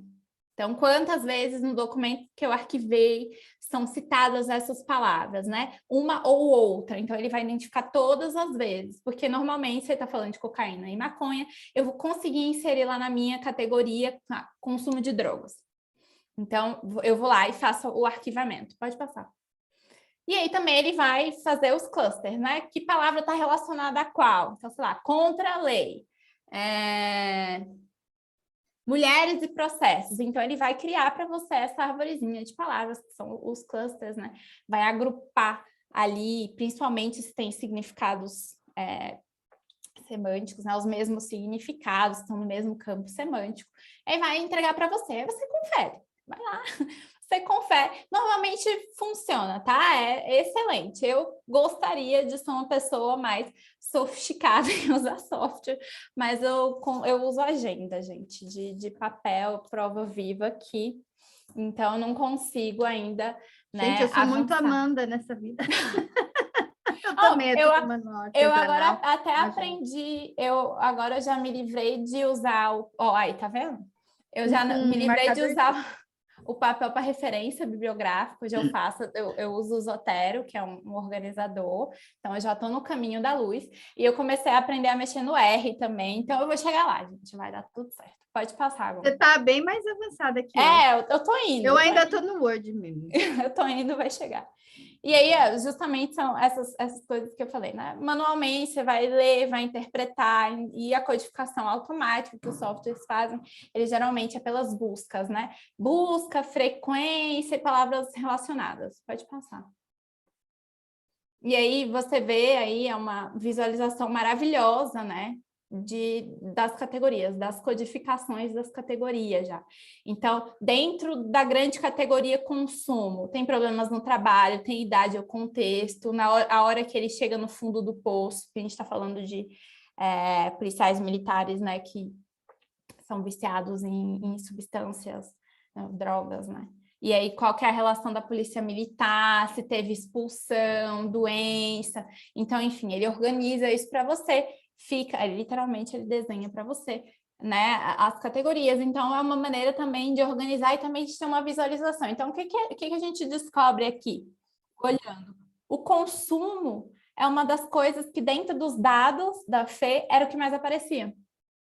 Então, a maior quantidade de dados está aí sobre o consumo, né? Ele vai sempre organizar a partir da frequência. Então, tem coisas que aparecem muito menos, a gente não consegue nem ver aqui o 13, o 14, o 12.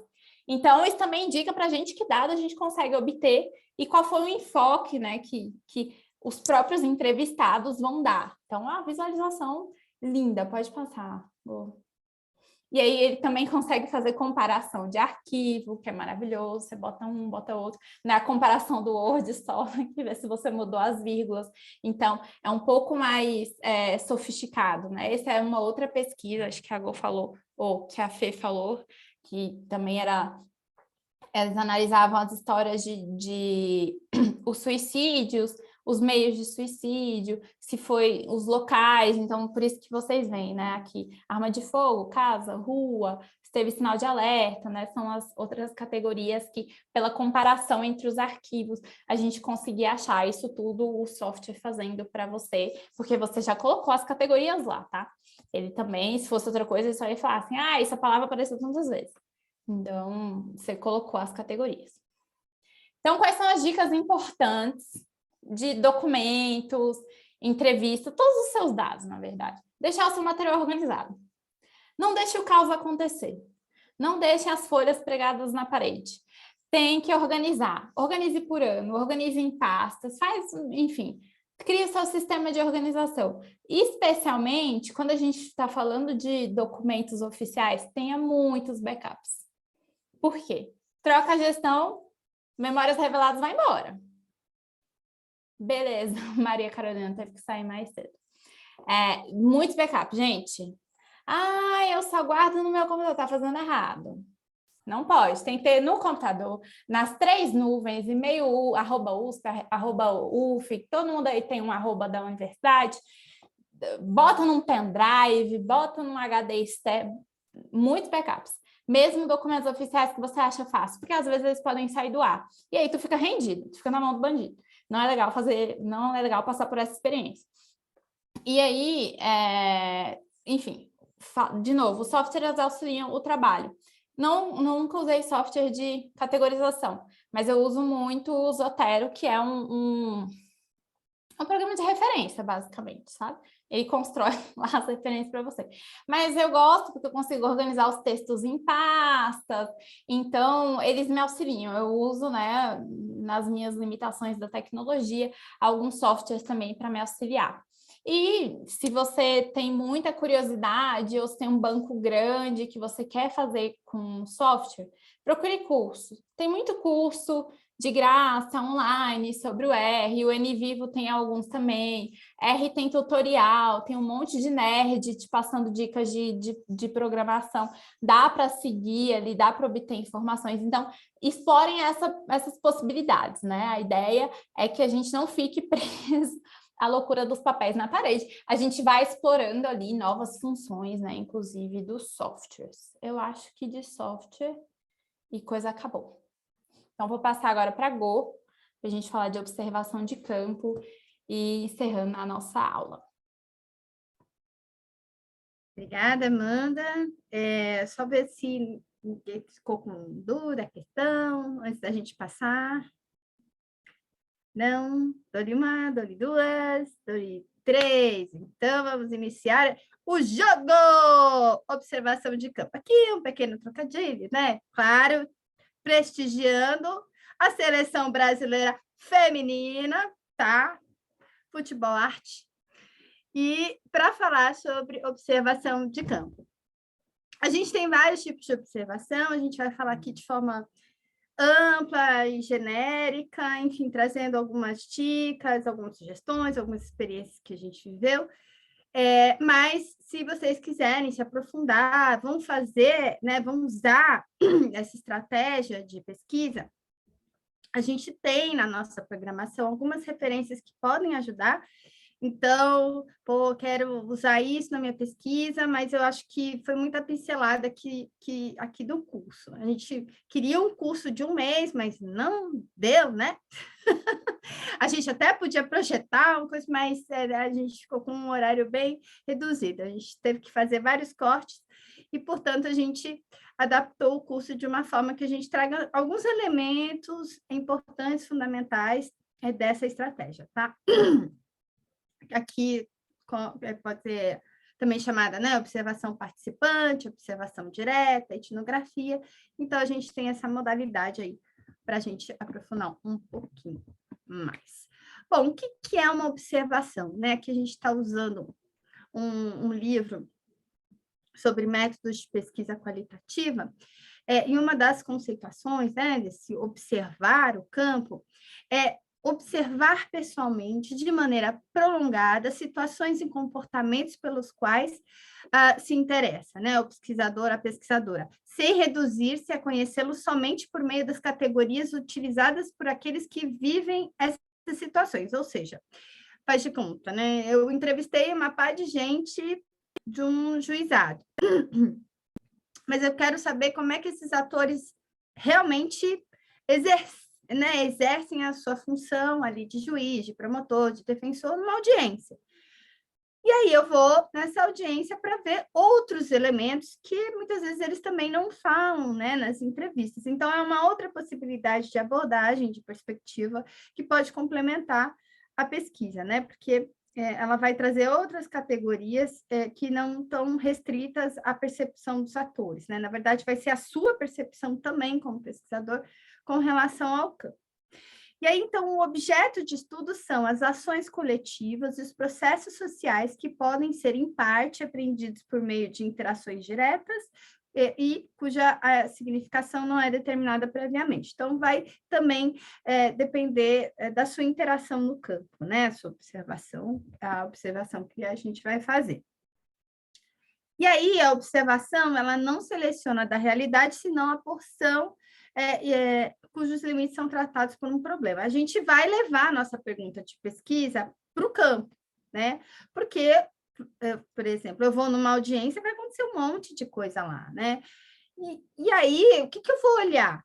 Né? Vai ser uma coisa muito difícil para mim. Se eu não tiver uma lente já preparada, né, focada em alguma questão, aquela realidade para mim ela vai ser múltipla, variada, e eu vou sentir dificuldade de coletar ali dados para minha pesquisa. Então, o que eu vou fazer? Por exemplo, na pesquisa sobre prisão por tráfico de drogas, quando a gente ia para as audiências, a gente já restringia o campo para um recorte específico da nossa análise. A gente vai acompanhar só os casos de processo de tráfico de drogas. E aí, a gente fazia observação desses casos. E o que a gente vai olhar nessa audiência? As interações entre os atores, né? A rotina de trabalho, as decisões, né? Os argumentos que estão sendo mobilizados pelos atores naquele momento, né? Se a pessoa presa está tendo a oportunidade de falar, o que ela fala quando ela tem esse espaço? Né? O que eu vou olhar? O que a minha pesquisa está buscando nesse espaço? Né?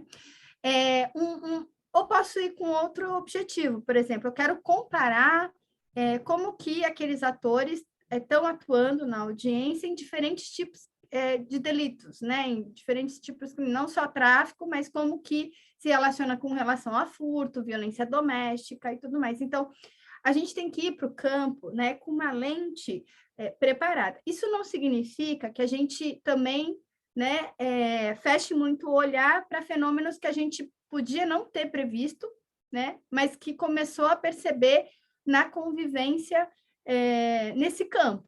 Né? Então, é ir com uma lente preparada para focar né, numa realidade múltipla e diversa, mas também está aberta a olhar outros fenômenos e outras possibilidades, porque o campo ele pode trazer uma série de outros dados que você não tinha no seu radar, né?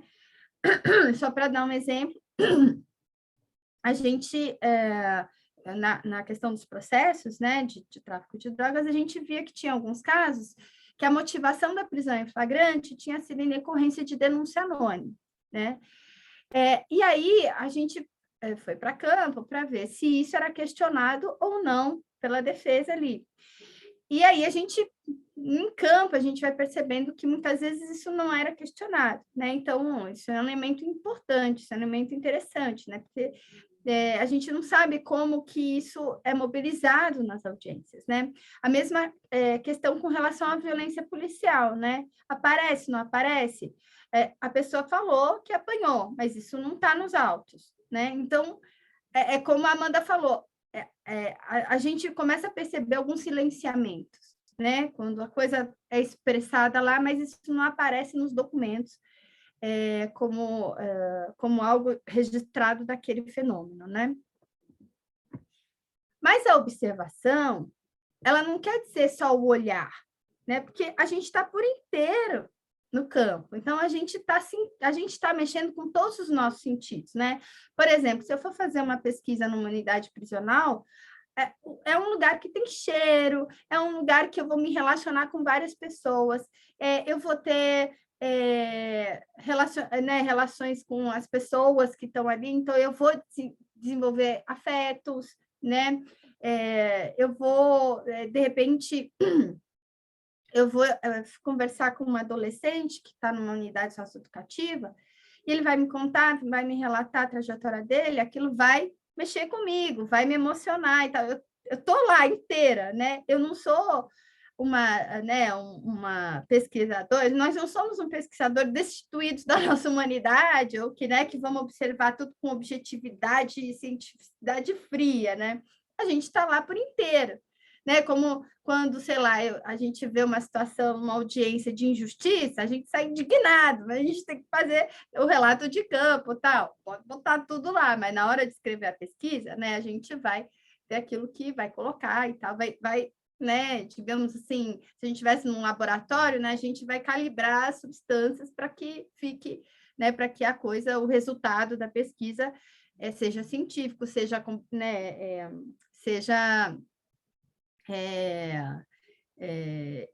tem evidências, né, enfim, seja baseado em evidências que a gente constatou em campo, não só pelas nossas emoções, né, mas por aquilo que a gente conseguiu identificar, captar e coletar e produzir de dados. Além disso, a gente afeta o campo também, né? A gente é afetado pelo campo, mas a gente também afeta, né? Então, a gente não é invisível, a gente não vai passar despercebido, a gente não vai ser um vaso, até vira um vaso depois, né? Porque as pessoas vão normalizando a sua presença, né? E aí eu vou contar uma experiência que foi muito interessante. A gente fez uma pesquisa que, inclusive, o professor Marcos foi coordenador, pelo IBCCRIM, que é o protagonismo da vítima no processo penal. Foi uma pesquisa que a gente fez em 2009 para um edital do Ministério da Justiça. E a ideia, né, a gente, 2009, tinha a Lei Maria da Penha, ainda não tinha todos os juizados especiais de violência doméstica criados, então a gente tinha que os juizados especiais criminais acumulavam essa função de ser juizado de violência doméstica. Então, a gente fez essa pesquisa focando não só na Lei Maria da Penha, né, que é um instrumento que dá mais protagonismo à vítima, tal, mas também na Lei 9.099, que também tem uma perspectiva de trazer mais, né, as partes para o processo, dar mais protagonismo às partes, né. E aí foi interessante porque a gente entrevistou os juízes desse JECs, e falamos da pesquisa, falamos que a gente queria ver se as vítimas tinham espaço para falar, como que era, isso aqui.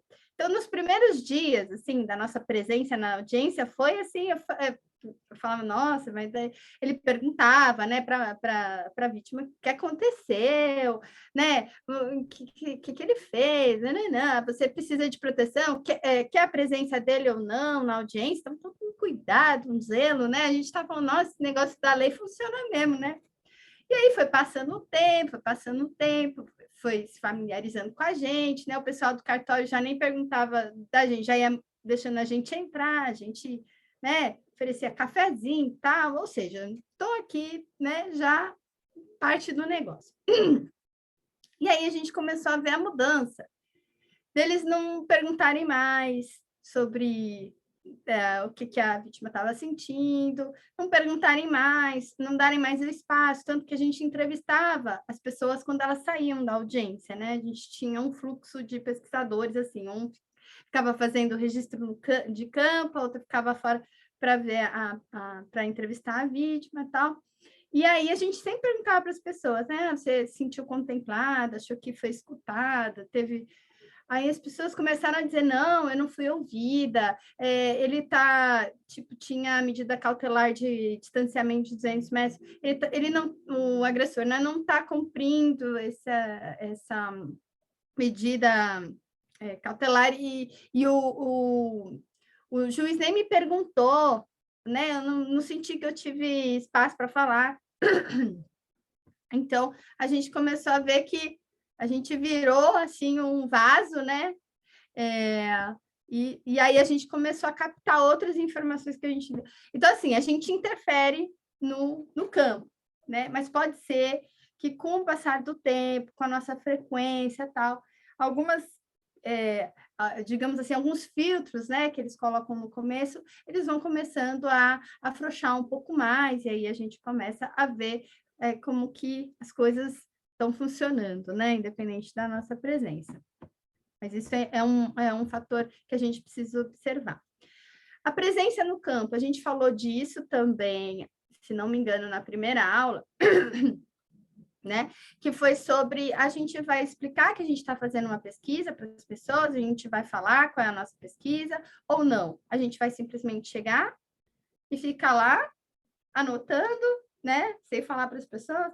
Claro que tem uma questão de distinção aí, né? Tem várias implicações para a pesquisa, sobretudo questões éticas, né? Que a gente comentou na primeira aula, né? Enfim, as pessoas precisam estar cientes que a gente está fazendo pesquisa naquele espaço, tal, né? Até porque elas também precisam nos autorizar, né? A ter acesso àquele e-mail, mas muitas vezes,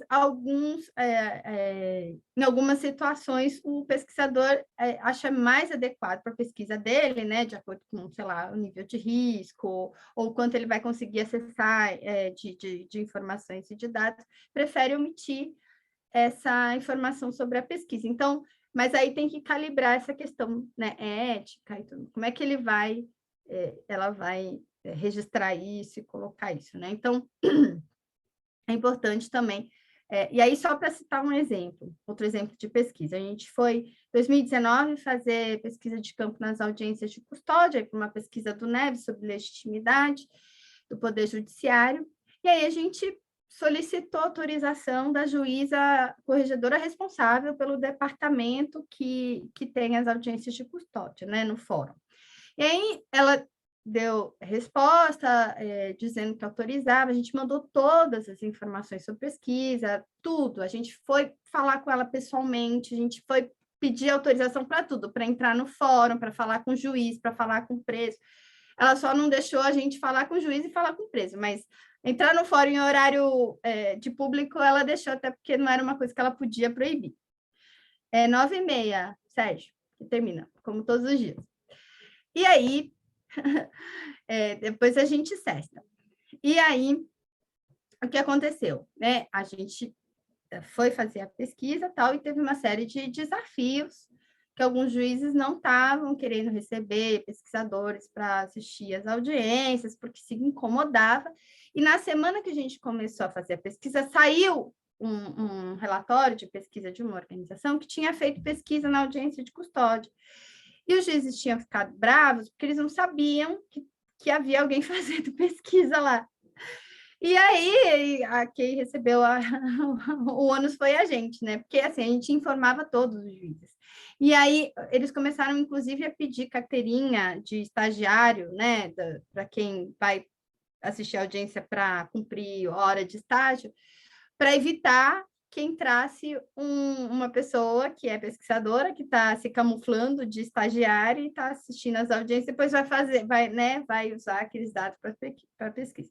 Não foi o nosso caso, porque a gente, desde o começo, pediu autorização, deixou claro, falou com o cartório, falou com o juiz, explicava para cada juiz que a gente assistia às audiências, a gente explicava a pesquisa, tal, não que eles estivessem tão interessados, mas a gente explicava, né, tem que ter transparência e tal.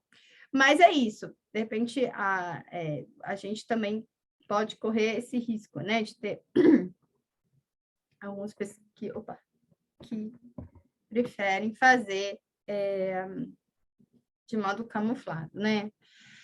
E o que observar, né? Por melhor situado que a gente esteja, é impossível a gente observar a totalidade de uma situação num dado ambiente, né? Então, a observação, ele é um método que se deixa redefinir pelos resultados que ela mesma produz. Então, a gente vai lá com os nossos pressupostos, né? Com as nossas indagações, com a nossa pergunta de pesquisa. Chegando lá, a gente pode se deparar com várias respostas, porque a gente está procurando, ou não. Ou a gente vai encontrar outras respostas que a gente não tinha feito a pergunta, e aí a gente precisa reformular. Né? Então, é importante também, né, ir a campo com essa perspectiva de que você pode vir a mudar várias coisas do que você tinha pensado, porque o campo vai te informar coisas que você não tinha percebido e identificado, porque é justamente esse contato que vai te permitir isso, né? Sobre o registro, né? A gente falou também nas entrevistas, no diário de campo. Aqui tem uma questão que é assim, qual o formato de registro que é melhor ser usado naquele campo? Então, por exemplo, se eu for com um caderninho de anotações numa audiência, pode ser ok, porque o juiz não vai se incomodar que eu estou anotando. Mas se eu for com um computador, pode ser que ele se incomode ou não, né? Pode ser que isso ele vai achar que eu estou gravando alguma coisa, não sei. Então, vai depender muito também de como você sente, né, a sua sensibilidade com relação ao canto, se aquilo vai interferir de alguma forma ou não, né? E aí, como é que sai, né? Tem essa questão da saturação, que a Amanda falou, então eu estou indo vários, né, meses na audiência, e aí já estou vendo tudo repetir, eu já sei até a decisão que o juiz vai dar em cada caso. Já estou assim, não, se eu pudesse, eu estava consultoria para escritório de advocacia, porque eu já sei o perfil do juiz, está tudo anotado aqui no meu diário de campo. Ah, esse aí não vai soltar.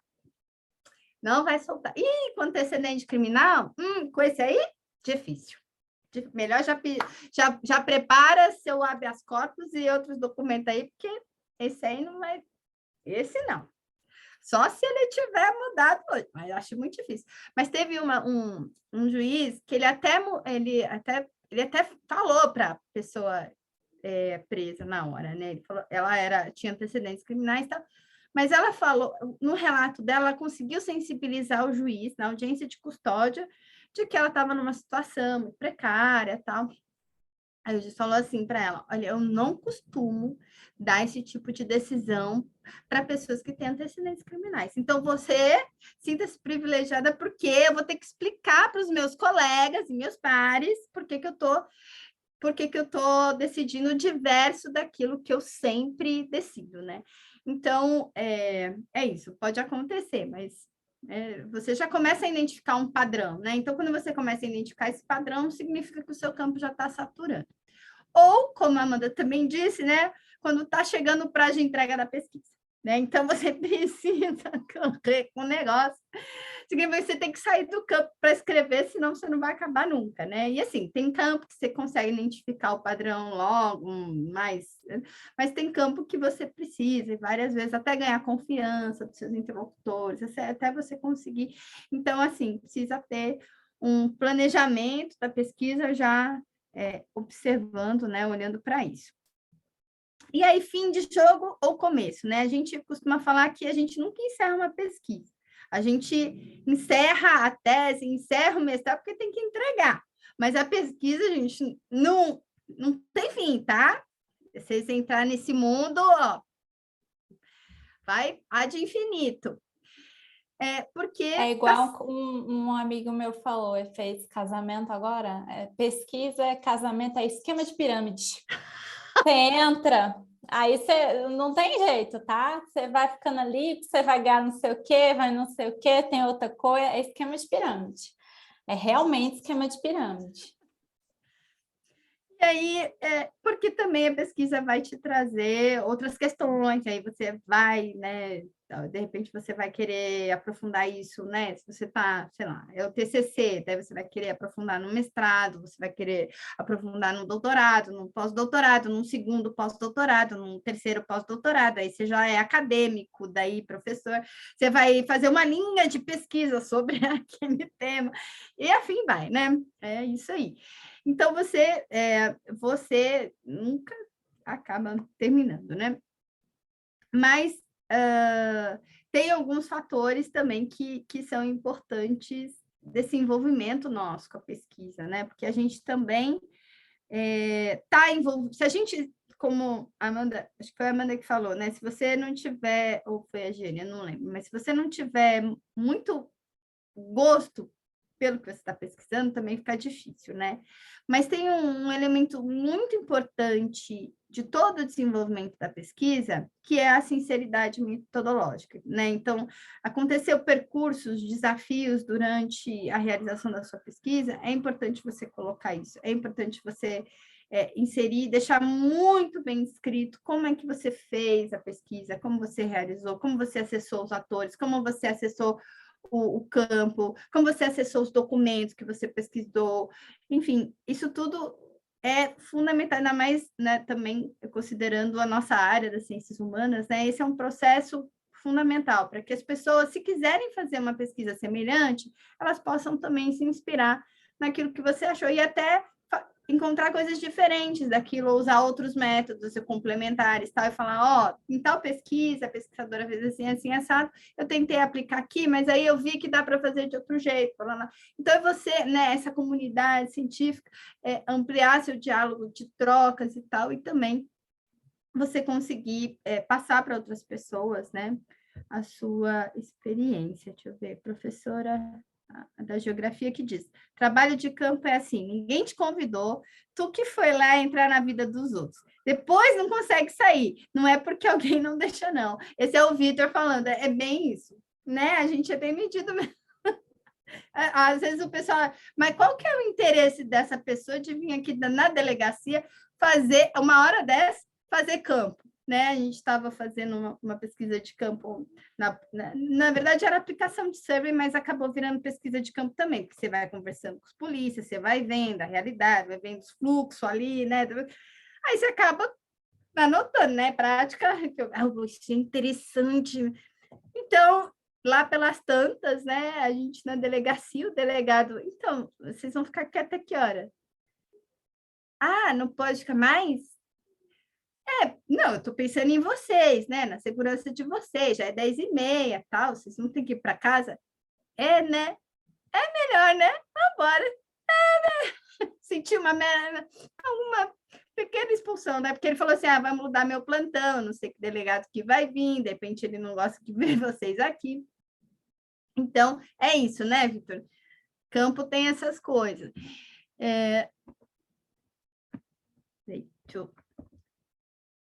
E aí, a gente tem uns minutinhos, eu diria que já estourou nosso tempo, na verdade. Agora é aula bônus. É aula bônus. É os minutos bônus. Se alguém tiver alguma dúvida, se alguém né? tiver. O Alisson, eu acho que ele tá aí, Alisson? Tá aqui, tá aqui. Então, a gente acho que respondeu uma parte da sua pergunta, né? Sobre... O Alisson perguntou... Ele tem dúvidas sobre o número de entrevistados em pesquisas quantitativas, usa-se técnicas de amostragem para definir o tamanho da amostra, como funciona isso em pesquisas qualitativas, como definimos o número de entrevistados. E aí, acho que a gente conseguiu te responder, Alisson, qualquer coisa... Ah, respondeu. Beleza. Mas se você fez mais perguntas, garoto, Alisson...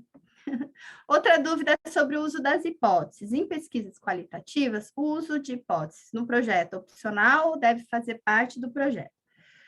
Bom, a hipótese é algo que a gente usa tanto para pesquisa qualitativa quanto para quantitativa. A hipótese, ela é uma explicação provisória da sua pergunta de pesquisa. Lembra da aula que a gente falou sobre a construção do enigma, do problema de pesquisa? Então, é um pouco você tentar formular uma explicação, né, que vai se confirmar ou vai ser refutada pela sua pesquisa, né, porque você vai fazer a pesquisa para justamente averiguar se isso se confirma ou não. Mas ela vale, né, tanto para pesquisa quantitativa quanto para pesquisa qualitativa. Quer fazer mais um comentário, Amanda, dessa questão do... Não, só reforçar que, assim, a questão da existência ou não de hipótese vem também do fato de que a gente tem um modelo de projeto de pesquisa que você tem que seguir. Eu vou enviar para você segunda-feira, como eu já disse, mandar os projetos que eu tenho, vocês olham aí. Agora sim, gente, ó, vou usar um pedaço, não plageia, não faz essas coisas, não cita, sabe? Vê ali a bibliografia, né? A ideia é que vocês entendam isso e também, assim, o projeto é uma loucura, uma ambição enorme que a gente faz e aí os resultados normalmente, né, são muito mais modestos, né? Mas a hipótese, ela faz parte dessa construção. Você tem que mostrar para a pessoa que vai avaliar, porque normalmente a gente faz projeto para bancas, né? Vamos passar para o mestrado, vamos passar pela qualificação. Então, para ela avaliar, inclusive, a viabilidade da pesquisa, né? Faz parte, é um dos elementos para avaliar a viabilidade da pesquisa. Se a tua hipótese for uma explicação com grandes categorias, de repente, vai falar, olha, a partir desse método que tu está usando, tu não consegue chegar lá. Então, faz parte, né? Parte da avaliação e da estrutura do projeto. Então, a gente vai passar depois para vocês, porque Também tem um texto do Jairo Nicolau, que eu não sei se todo mundo conhece, mas que é um guiazinho de fazer projetos de pesquisa, ele é ótimo, super completo, e aí, enfim, serve também para lidar com a hipótese, que é isso. Você fez uma análise bem exploratória, falou assim, bom, acho que é isso. Aí você bota lá a hipótese, e aí você vai trabalhar nela, né? Às vezes você abandona, tem tudo isso aí, mas tem que estar. Tá? Do mesmo jeito que nas ciências duras, nas outras ciências, tem que estar também. Então, faz parte da estrutura do projeto. Nas sociais, a gente coloca questões no projeto, né? Você pode tanto ter hipóteses quanto questões, né? Então, não necessariamente você precisa estar com uma hipótese formulada, né? Às vezes você só tem... A minha pergunta, por exemplo, na tese era como era possível que as narrativas policiais fossem consideradas verdade pelos operadores do direito, né? Então, eu não tinha uma hipótese, porque eu realmente era o que eu queria descobrir. Eu não fazia a menor ideia, assim, não apostava em nada, assim, uma explicação, a não ser corporativista, né? Mas aí você vai vendo que isso não é suficiente para explicar por que eles reconhecem essa narrativa como verdadeira em detrimento de qualquer outra testemunha, do próprio relato da pessoa que está sendo acusada, ou de outros elementos que são reunidos no processo como prova, né? Então, tem outros, né? E aí, quem tiver curiosidade, baixa lá minha tese no banco de tese da que faz jabá, né? Excelente, inclusive, é muito boa. Que chama O que está no mundo não está nos autos, que é um trocadilho, não podia faltar, né, na minha tese, que é um trocadilho com um brocalho jurídico, né, que é que a gente tem bastante gente do direito, que é o que não está nos autos, não está no mundo, né? Assim, então, eu brinquei porque muitas das coisas que acontecem em uma prisão em flagrante não constam nos autos, de fato, né? Porque isso aparece de várias outras formas, mas como você tem um ordenamento jurídico, né? Um procedimento que precisa e que constrói, né, padrões que precisam ser encaixados nessa normativa, aí você deixa... Então, por exemplo, a entrada franqueada oculta violência policial, invasão de domicílio e tudo mais, né? Denúncia anônima, oculta, obtenção de informação da polícia por tortura ou pelo P2, que, enfim, se a gente tiver mais cursos, eu explico mais coisas, mas que é a inteligência da polícia militar, mas então você vai identificando uns termos que os policiais usam para ocultar aquilo que eles fazem, né? E a gente só conseguiu acessar isso conversando com eles, né? Falando, mas o que é entrada franqueada? O que é essa entrada franqueada aí? Fala um pouquinho mais. Então, na verdade, as pessoas têm uma resistência, né? Em deixar a polícia entrar, sem mandato, né? E aí, enfim, e só para dar um exemplo também de o quanto a questão do quão é importante a gente, enfim, né, saber de como as coisas estão acontecendo e das pressuposições, né, do senso comum. A gente foi dar um curso para a polícia, né, e tal, e aí um policial falou assim, porque vocês, pesquisadores, falam que a polícia é seletiva, que a justiça é seletiva, que só prende pobre e tal, mas, na verdade, preto, pobre, jovem da periferia, mas, na verdade, é o crime que faz essa seleção, né? Porque não é a gente está ali para fazer o nosso serviço, trabalho. Eu falei, nossa, eu nunca tinha pensado nisso, mas vamos lá, então, eu vou te colocar uma situação seguinte. Num bairro nobre da cidade de São Paulo, jovens plantam substâncias proibidas, né, pela Anvisa, que não poderiam. Isso é crime, né? Até vendem para amigos, né? É crime? Sim, é crime. Você ia entrar na casa dele? Mas no condomínio, né? Você entra. Não, mas aí precisa de uma polícia investigativa, tá? E por que na periferia pode entrar assim? Sem investigação, sem nada, não sei o quê, né? Não é seletivo isso? Aí ele ficou pé da vida comigo, né? Não, mas a gente não está sendo seletivo, é porque lá é onde tem mais crime. Ah, mas como você sabe que tem mais crime lá? Aí, né? Então, tá, faz uma pesquisa. Então, como é importante, né? Enfim, a gente buscar produzir pesquisa, produzir para desmistificar um pouco, né? Para tirar esse seis comum e tal, e também confirmar outros achados que a gente tem de pesquisa, né? Amigo, é seletivo. É seletivo. Tá bom? É isso, pessoal. O Alisson está perguntando se a gente pretende oferecer outros módulos. Se tiver oportunidade, no futuro, eu acho que agora para curso de inverno já não, né? Esse é o mais no futuro.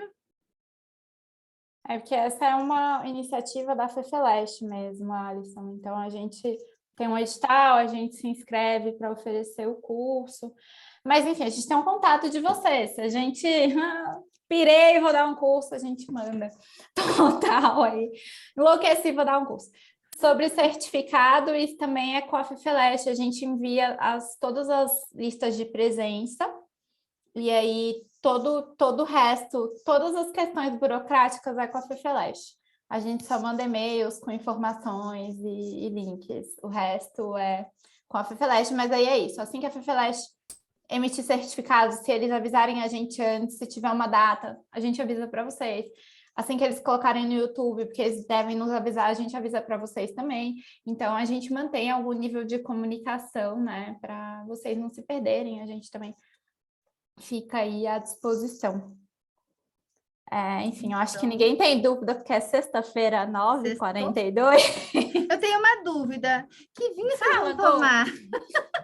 Vocês vão tomar vinho ou cerveja? Opa! Aqui é água, né? Não, a Amanda, né?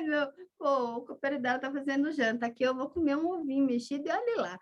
Não, isso, Maria, Deus me livre. Eu não durmo não com fome. Segue aí. Segunda-feira a gente manda esse e-mail com algumas outras coisas. Se vocês tiverem dúvidas complementares, enviem para a gente vai respondendo aí dentro das nossas capacidades de tempo e conhecimento. Beleza? Boa noite, bom final de semana. Bom descanso para vocês. Até a próxima, que a gente se veja por outros corredores. Se for presencial, vai ter comissão